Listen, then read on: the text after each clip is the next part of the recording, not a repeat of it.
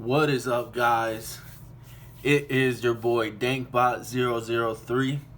You know what's going on. Thank you guys for 200 subscribers. Like, I never thought the channel would go so good. I just started it,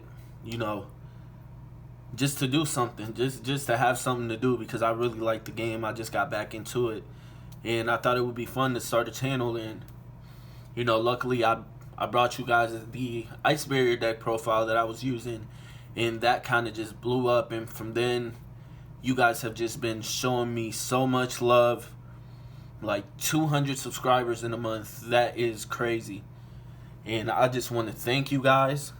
And I wanted to bring you guys my dueling extravaganza invitational qualifier recap and my deck profile, what I used. Tell you guys a little bit about my matchups, how I feel about this deck, especially in a bigger event. And boy, do I have a story for you guys. So obviously I used Virtual Worlds, one of my favorite decks this format. Honestly, so versatile. It just has such a good matchup against a lot of decks, and that's why I chose to play this deck in the extravaganza. Now, I started the tournament pretty well. First round, I played against a Drytron, and I won 2-0, so, I was feeling good, starting off good. First win, first round. Next round, I played a Bird Up, the Tri-Brigade, Lyricist, or Lyrics, whatever, lyric deck, and beat them 2-0. Next, I played against Dragon Link, beat them 2-0. Round 3. Round 4, I had a mirror match, which was a little bit crazy. And shouts out to that Virtual World player. He was really good. We had a good match. First game, I won the die roll. I got to go first. I did full combo on them. There was nothing they can do. They basically scooped it up so I wouldn't get the knowledge of what they were playing. Then, I just sided in like things that would hurt every meta. So I put in my Lancias. I took out I think it was Ash Blossoms and my Foolish Burial of Goods. I put in the 3 Lancias in the 2 Drolan Lockbirds that I'm going to show you guys later. And luckily they helped, but they ended up winning the second game. Then third game, unfortunately, there wasn't that much time left. I comboed off, built my board. Then it was his turn. He was trying to figure out how to break my board, never went into battle phase. So we ended up getting a draw in that fourth round. Then round 5, I played against Ultrageist.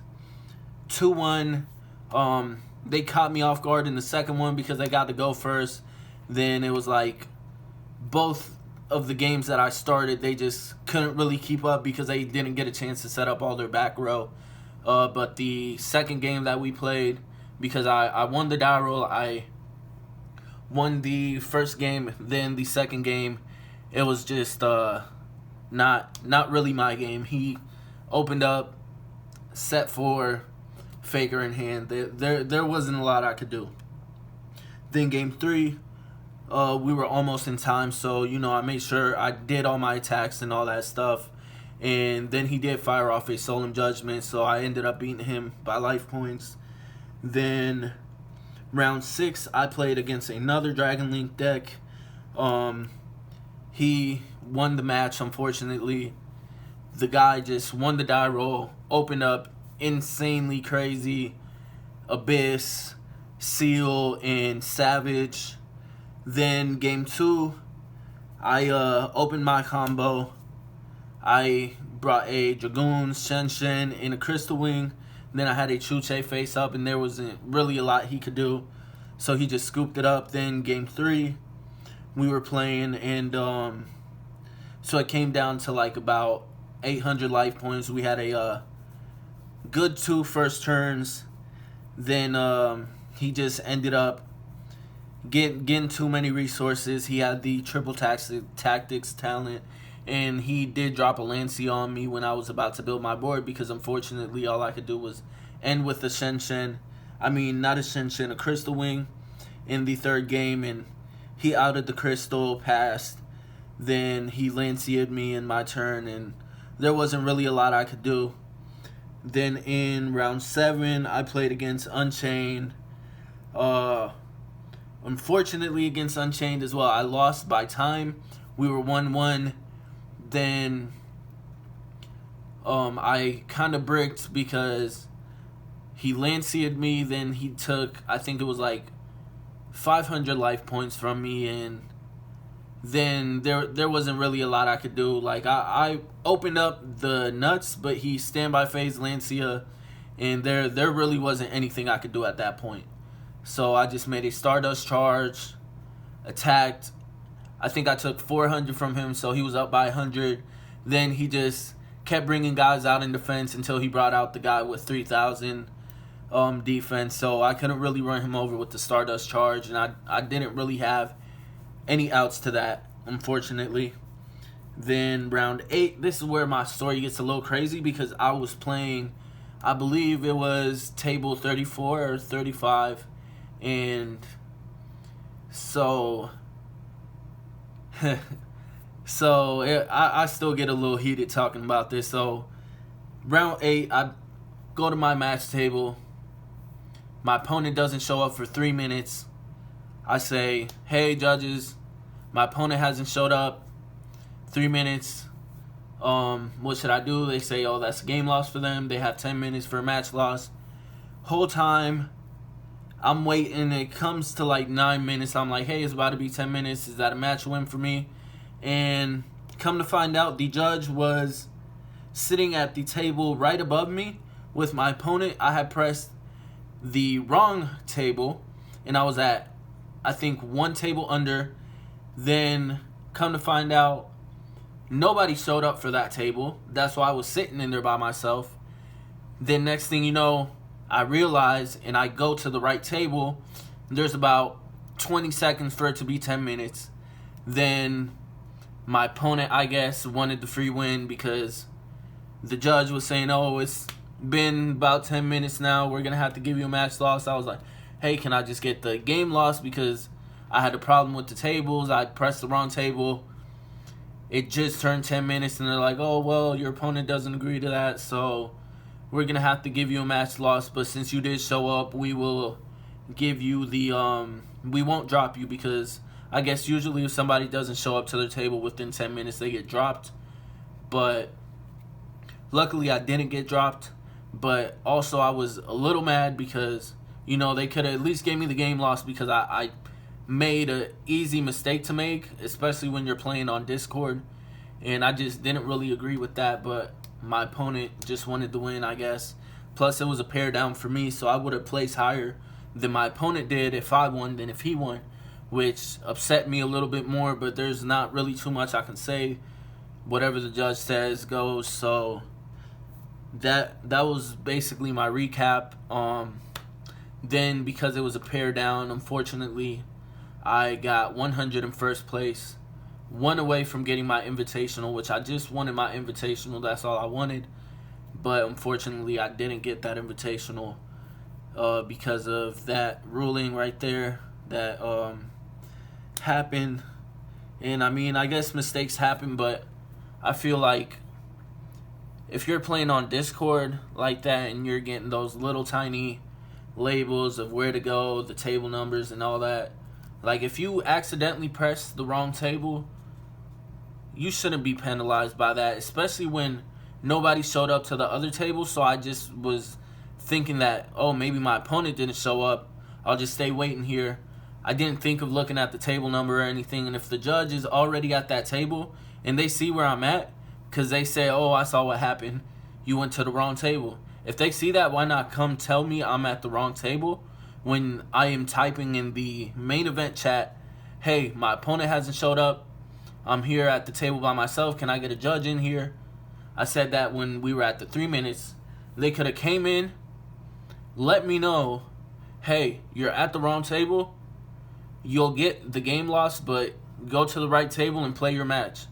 Or maybe when I joined up, like damn near a couple seconds before 10 minutes was up, they could have been like, hey, it's 10 minutes now, but you know, you're here, you joined up exactly when it turned 10 minutes, we'll give you that first game loss and let it go from there. Like, I would have taken the game loss because it was honestly my mistake, but the fact that they just wanted to give him the free win like that because of an accidental mistake I made, then I just don't really agree with that too much. And I feel like for future events, they should keep stuff like that in mind, because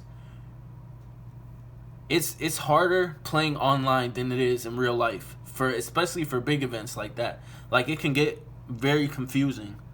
But that was basically my recap. I went 5-3-1, I believe, or 4-3-1. Could have went 5-2-1, and I probably would have got higher place because I would have had 15 points, I believe.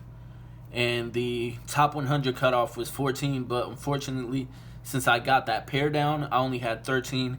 I got 100 first place, missed my invitation because of that, and I'm pretty upset about that. And I feel like the judge could have been a little bit more sympathetic right there, because mistakes happen, man, especially when you're playing through Discord. Like, it's not the same as if you're at an event. They have the table numbers, they post the pairings up in paper, you can check on your phone, you know, and you can walk to your table, make sure, yes, this is the table I'm at, this is my opponent. No, we're playing on Discord, where you're joining video chat rooms. And even though, yes, they're labeled with numbers, it's easy to press the wrong number, or easy to get confused and go into the wrong table and not notice. But without further ado, guys, that was my recap. Let's get right into the deck profile, because a lot of people did ask me what I was using, because I was doing so good starting off. Unfortunately, it just got messed up at the end. But there's always the next tournament, and we'll get them next time. So without further ado, let's get right into it. So, as you know, I play Virtual Worlds. I feel like it has the best matchup with a lot of the best decks right now, which is crazy because this isn't considered one of the best decks, but in my opinion it is. And Shen Shen is just so strong against everything. So I started off 3 Lulus, standard, 3 Gigi, standard, only 2 Nyan Nyans. I feel like that is standard as well. 3 is just too much. 3 Lao Laos, 3 Lily, and 1 Tao Tao. She's insane. At 1, I just feel like she can do a lot of stuff. Very versatile. Then, as you guys know from my Dragon Link deck profile, my favorite hand traps right now: 3 Nibirus, 3 Ash Blossoms, and the Gamma package. And I played this because I feel like this just hits every single deck. I thought about playing Lancia over Nibiru, but I felt like Nibiru helped more, because even if you Lancia, some decks can still build a big board on you. So Nibiru just kind of helps that. So that's it for the monsters and hand traps. Next, I played 3 Qinglongs and 3 City Kowloon. Standard. Next, I played the 2 Foolish Burial of Goods just for consistency. That basically turns into a search. And it thins the deck out as well. Next, I played 1 Teleport, 2 Cosmic Cyclones. Shout out to Andre Torres.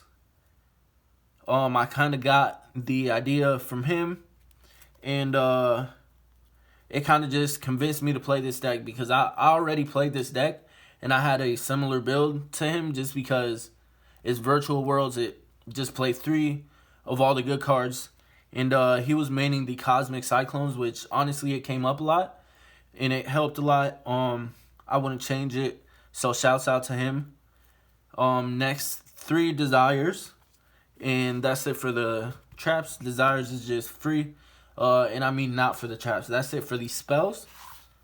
So next we got just standard 2 Chuche, 1 Xiaomu. And the main deck is 42 cards, I believe.